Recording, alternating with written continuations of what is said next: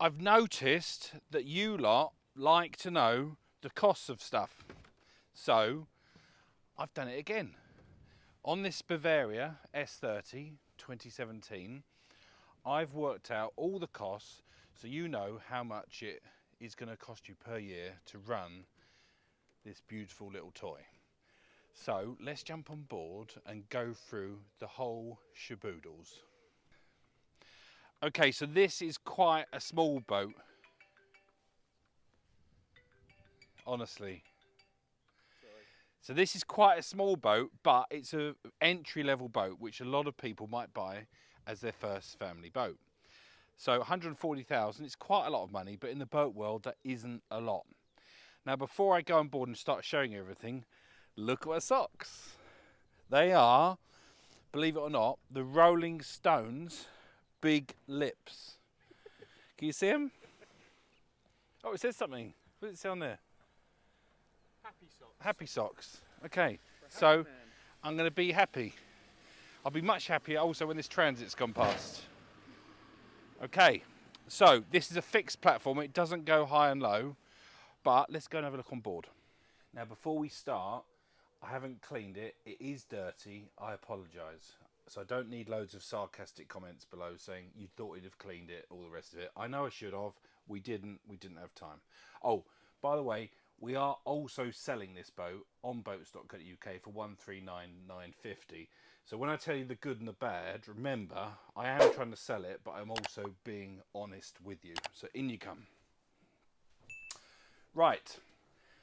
Before we kind of go into the details, Bavaria is an entry-level brand, and so there's lots of things that I will pick up on, which aren't big criticisms. They're just pointing out the difference between an entry-level brand like Bavaria and some of the more expensive boats we sell like Princesses and Fairlines. But as you can see, the cockpit for a 30-footer is quite big. Like I can sit around here. I mean, I'm 6'1". You can see I've got plenty of space here to sit around the table. The boat's fitted with a single diesel, which I won't show you, but I'll tell you about how much fuel it uses. So the first thing I notice is the table isn't the best. It's wood, but it's obviously quite cheaply finished. But these are the things you have to compromise when you're buying a cheaper boat. But the seating size and space is quite good. You then come over to the cockpit bar area. You've got a sink. They're my notes for the pricing for later. You've got a barbecue. I don't want this to turn into a negative tour, but there are going to be little things. Look, this barbecue lid bangs into there, and then you say, well, why don't you move the seat forward? Well, I couldn't move the seat forward much because it was then banging into the battery switch, look, which is here. So I couldn't really win on that. So there's just little things like that which would annoy you, but you know, it's not a big deal. Another thing I can just show you is the teak here. On the more expensive boats we sell, you get a teak edging like here. And here you can see there isn't an edge. But it's not a big deal, but it just shows you some of the differences between a more expensive boat and a cheaper boat. So let's have a look at the dashboard. Okay, so the helm is really, really good. It's clear, it's functional. I can see all the gauges. You've got the rev counter, the speedo. You've got the bow thruster. Honestly, your phone. What are you doing? Really easy to see dashboard. You've got the Volvo controls. It's a single Volvo D4 300 with an outdrive, which is easy to use. And it's very functional. The Garmin GPS. You've got the controls here for the horn and stuff. I haven't turned the battery on. But here it's all good. And the visibility is quite bright. Can you just look forward? The visibility forward is quite good too. So for the dashboard, I give it full marks. Going down below, there's just another thing that's pissing me off. Look, on other manufacturers, they put a little cutout here for the key. So when you open the door with a key in, the key goes through the cut. Here, obviously, it just shears it off, so we've got to be careful of that. Don't break it. Right, let's go. What are you doing? I'm still filming, by the way. Okay, kids go. Right, down below, it's pretty straightforward. We have got a little table here, which goes down to convert into a bed with some cushions. And we've got a bedroom there, which I'll show you in a minute. A little TV, come in. And a little galley. Little fridge. We've got a 2-burner gas hob. I'm not overly keen on gas, but lots of storage. This is all right, actually. It's all quite nice. Little sun hatches to let sunlight in. Have a look around the corner there. You've got the TV. So that's quite nice. The table down here is much better. It's like a limed oak finish, which is quite nice. Toilet. Again, remember it's 30-foot boat. Does smell a bit.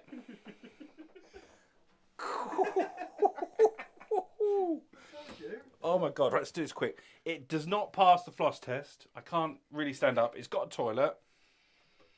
Whew. And it's got a shower and it's got a sink. So let's get out of there. Let's get out. Right, back. You've got the aft cabin, which again I don't think is too bad for a 30-footer. You've got reasonable space. Here's a sock sofa. Oh, it's small in here. See the little window? It's got a nice little window.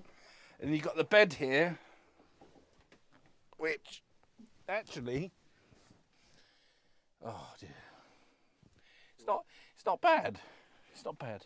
You wouldn't want to be in here for a week. Remember, it's a small boat, but it's nice. Little hatch there. It's all good. Done the toilet. This is going to be quite a quick tour, isn't it? So here's the engine bay on the Bavaria. As you can see, it's a D4 300, which means it's 4 litre. Got the battery over there. Stainless tank. That's the blower pipe, by the way. That sucks in any fumes and sucks it out. Extractor. Stainless tank's very nice. And actually, I must say, the install and the quality of everything down here is top notch. Full marks for the engine bay. Well done, Bavaria. So this is the bit you lot seem to find really interesting. So I'm going to try and include... Oh, my brother. He's shouting for the dog. Listen to him. Right, so this bit I'm going to try and include in all our videos where I can. So I'm going to add a new section today, which is called the JB scores, which we'll do at the end. And we'll try and include this on all future videos too. Because some of you have said, oh, James, what would you give this boat as a score overall? So I'm going to include that as well. And we'll try and do that going forward. Because you lot seem fascinated by the facts. So let's first of all talk about the fuel. It's a D4 300 single outdrive boat. At 20 knots, you're going to be doing about 25 litres per hour.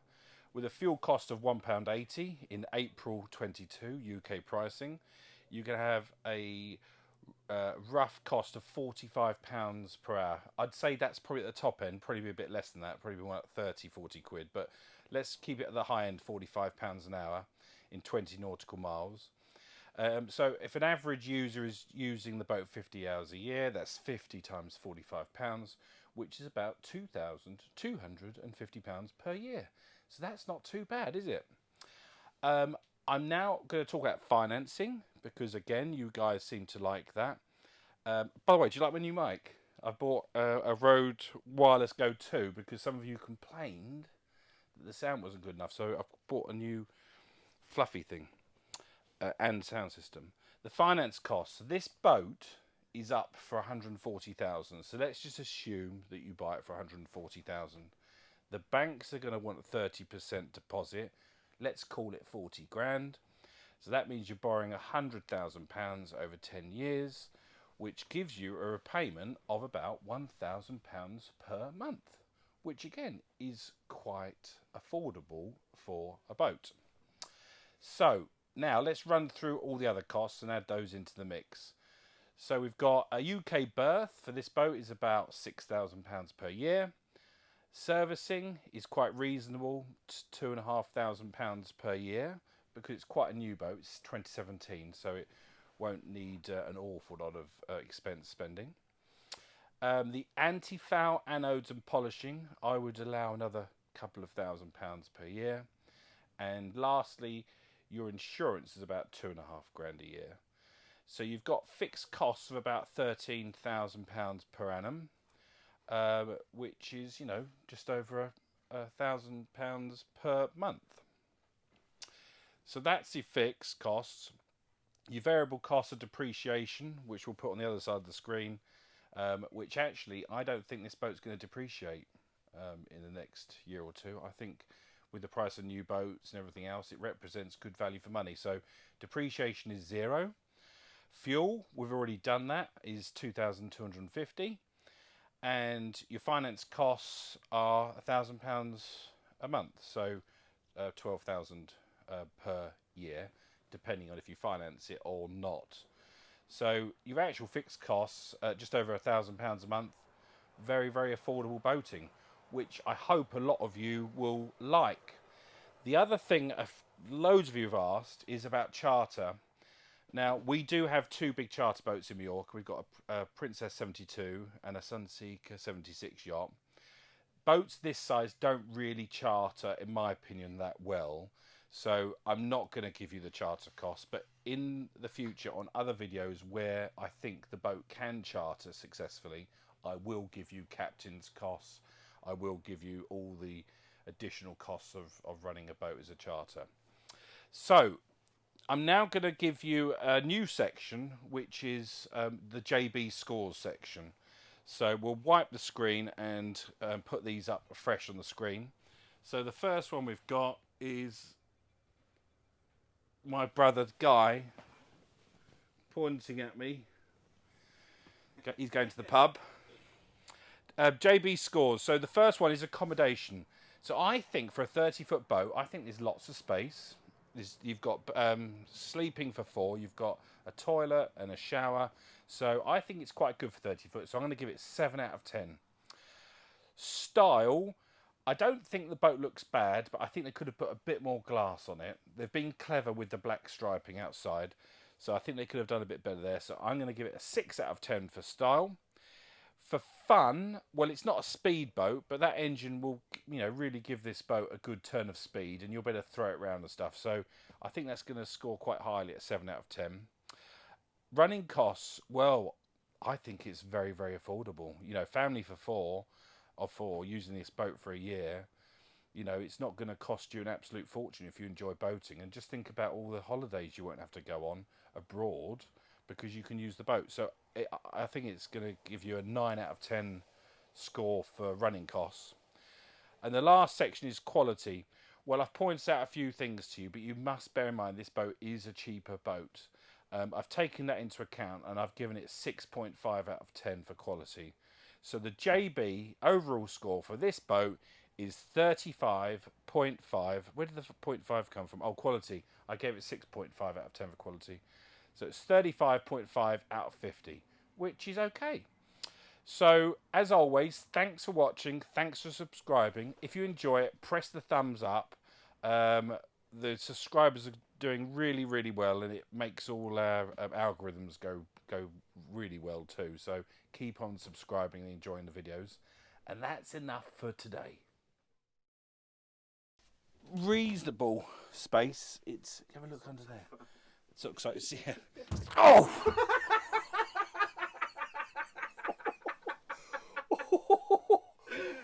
Oh! God, that really hurt. Right. Yeah.